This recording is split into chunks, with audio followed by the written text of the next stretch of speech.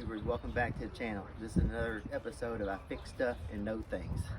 Today we're going to be working on this zero turn. It's the first time out this season, didn't want to start, so I've charged it up, run it, and for about an hour, and now you can turn it off, turn it back on, starts right up. So it tells me that the system's charging okay. But if I let it set a day or two, go down there, the battery won't crank. It's pretty well a good indication the battery's dead. So you can do a couple of things here. You can take the battery out, you can take it to a local auto parts store and they'll test it for you to verify that.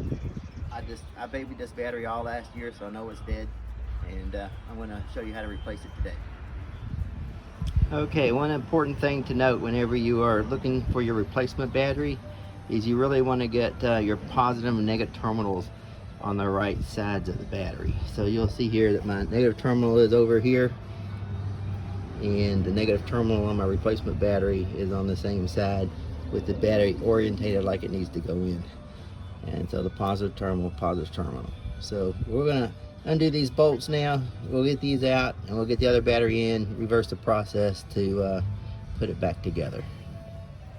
Okay, here's a couple of other things I like to do when I'm replacing a battery. I take a wire brush and I just polish these ends and terminals up. I do the positive and negative both, get them to where they're shiny and they've got no corrosion on them. And then after I get them back together, bolted down, I'll take some of this battery terminal protectant spray. You can get in a couple of different varieties. This one happens to be red. I'll show you what that looks like as I'm applying it. The links to these items can be found down below. Okay, I now have the battery installed, and when you do the installation you always want to do your negative battery cable first, because as soon as you put your positive down it energizes the system. So you want all your major connections done before you actually put your positive post in. I did want to show you how to apply this battery protectant. It will keep your terminals from oxidizing and corroding, and will save the life of all your connections. So you really just want to coat these things really heavily with the red spray. You can't put too much on there, so go ahead and be liberal with it. I'll put the cover boots back on and we'll be back together. Okay, we're all done here. So the protective boots are back on, battery's installed, it's nice and snug, and this particular unit took a narrow battery that was a little bit taller than your standard automotive battery, and for that reason it was twice as expensive.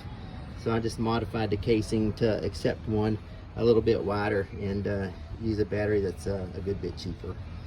So I've gone with the Duracell battery, and we've had good use out of those in the past, and we're going to continue on with them. So you can find the link to where to purchase these batteries and down below. Thanks for watching, and always look for another episode of IFixStuff and I Know Things. Channel. This is another episode of I Know Stuff